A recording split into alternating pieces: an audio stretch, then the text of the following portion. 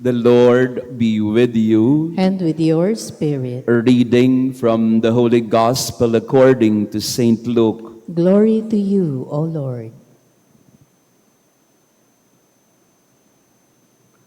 As Jesus drew near Jerusalem, he saw the city and wept over it, saying, "If this day you only knew what makes for peace, but now it is hidden from your eyes. For the days are coming upon you when your enemies will raise a palisade against you.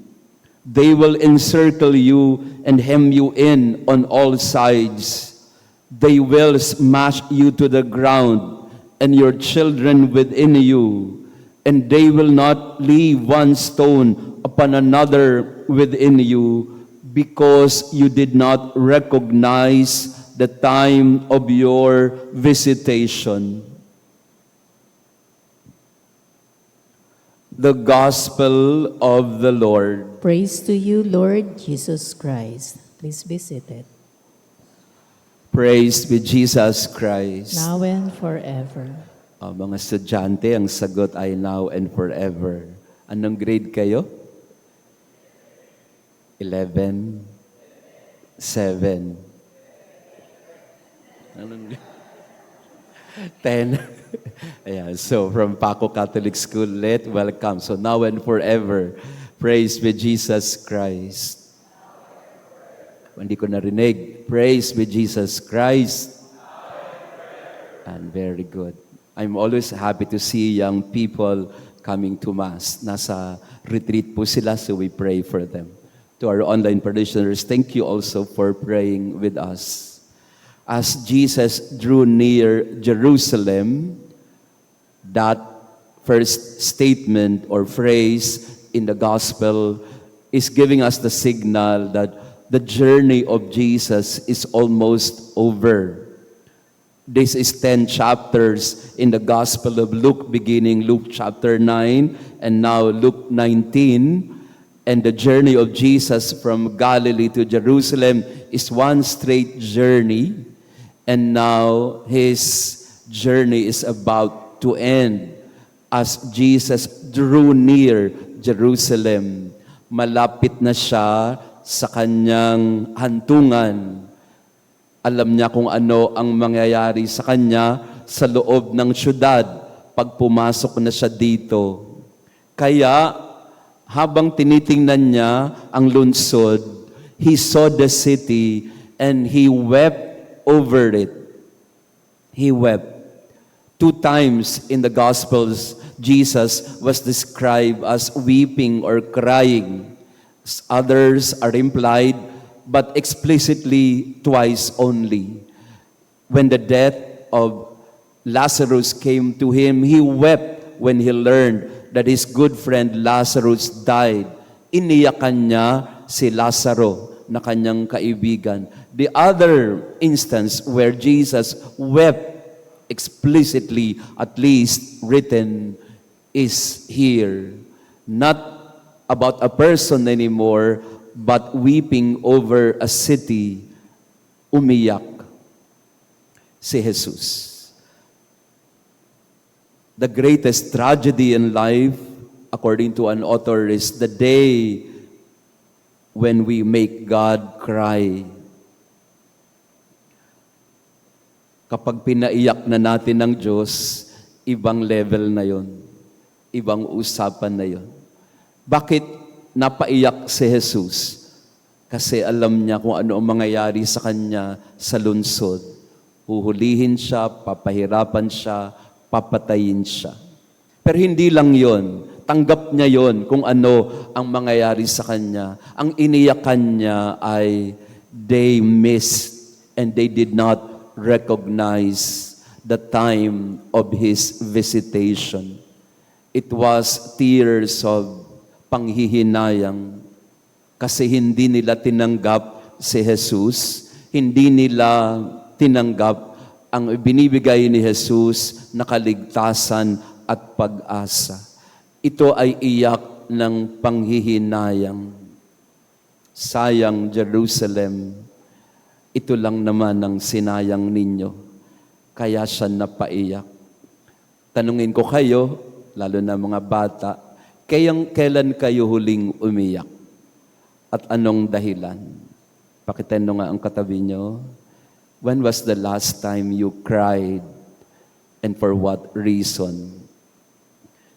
Kagabi po, I was in a wake. Nagmisa po ako sa Patay. At pagkatapos ng Mass, the daughter of Nelson, yung namatay, she told me, Father, pinaiyak nyo na naman kami. Pinaiyak nyo ako. There are tears of sadness and grief because of the loss of a loved one. At naiintindihan natin ang pag-iyak pagka may pumapanaw. So, pakitanong ang katabi natin, when was the last time you cried? And for what reason? Dahil ba bumagsak ka sa exam? Mga bata, umiyak ka ba dahil dapat first honor ka, kaya lang nalaglag ka? Kailan ka huling umiyak? Dapat panalo na kayo sa volleyball or basketball, talo pa rin. So maraming dahilan kung bakit tayo umiiyak. There is one author, Richard Rohr, a favorite of mine. He wrote a book entitled The Tears of Things. Ang iyak ng mga bagay. Lacrimae in Latin. Ang sabi ni Richard Rohr, in the fabric of human life is inherently woven the tears of things. Sa lahat ng aspeto ng buhay ng tao, laging kasama ang pagluha at pag-iyak. Merong tears of joy, merong tears of sadness, merong tears of disappointment, merong tears of anger. All things have tears. Pero okay lang yun. Okay lang na umiyak at iiyak ang kalungkutan at kabiguan. Pero ang mas nakakalungkot ay hindi yung pag-iyak, because we need to cry it out. Because that also helps us in a way let out and take away the grief or sadness within. Ang mas tanong ay, nagpapaiyak ka ba? Ayan. So, pakitanong ang katabi natin. Sino ang huling pinaiyak mo? It's tragedy when we make God cry. Not because He is disappointed with us, but because, in a way, sinasayang natin. If only we learn to recognize His presence and the love that He is offering to us. So, sinong huling pinaiyak natin? Magandang tanungin ang ating mga sarili. Because sometimes in our life, we just go on without even minding that we are hurting people around us already. So sa misa natin ngayon, ihain natin, isuko sa Panginoon ang lahat ng ating mga luha at ipangako natin sa Panginoon, huwag na tayong magpapaiyak ng kapwa. May isang kausap po ako na nanay, sabi niya, Father, every day umiiyak ako para sa mga anak ko. Kasi hindi ako pinapansin ng mga anak ko. I try to reach out to them, but they don't respond. Kahit anong gawin ko na kausapin sila, intindihin sila, pero meron na silang pader na nilagay sa between us, and I cannot reach out to them anymore. The cry and tears of a mother who cannot connect with her children anymore. So mga anak, mga bata, pinapaiyak ba niyo madalas ang mga nanay niyo, tatay niyo? Sino madalas niyong pinapaiyak? Yung classmate niyo na binubuli ninyo? Sino madalas nating pinapaiyak? Yung mga tao sa paligid natin dahil wala tayong awa at habag sa kanila? At madalas ba nating paiyakin ng Panginoon? Kasi katulad ng mga taga-Jerusalem, minsan wala tayong pakundangan, hindi tayo makaramdam, hindi natin mapagbuksan ng pintuan ang pagdalaw ng Panginoon sa atin. Many times, the love of Jesus is unreciprocated. His love is unrequited because we are just too full of ourselves. Huwag nating paiyakin ang Diyos. Kasi lagi siyang nagmamahal. Pero hindi siya namimilit. Ang kanyang pag-ibig ay pag-ibig na wagas at dalisay. Anong ginagawa ng Diyos kapag hindi natin tinatanggap ang inihahain niyang pag-ibig? Iniiyak na lang niya. How many times God cried over us because of our stubbornness and pride? So in this Mass, we open our heart to the Lord. Lord, help me open my heart to you so that I may recognize your presence and that I may see you visiting me again and again. May I not reject the love that you are offering.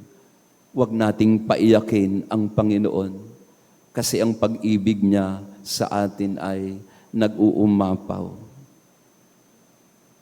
Praised be Jesus Christ. Now and forever.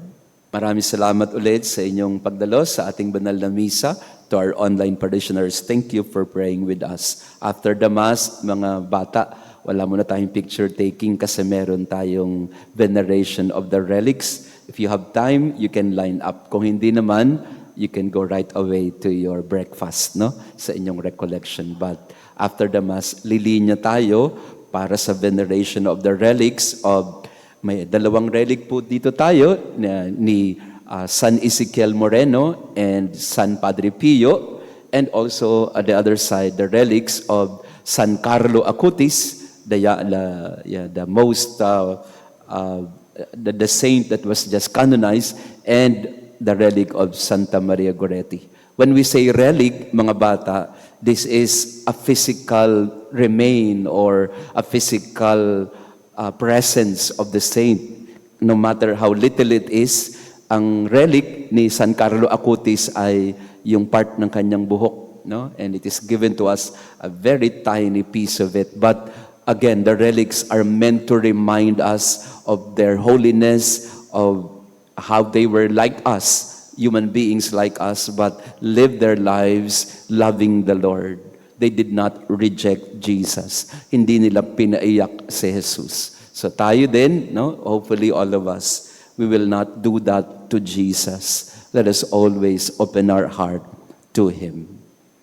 The Lord be with you. And with your spirit. And may our loving God bless you and your family, the Father, the Son, and the Holy Spirit. Amen. Our Mass has been offered. Go in peace to love and serve the Lord. Thanks be to God.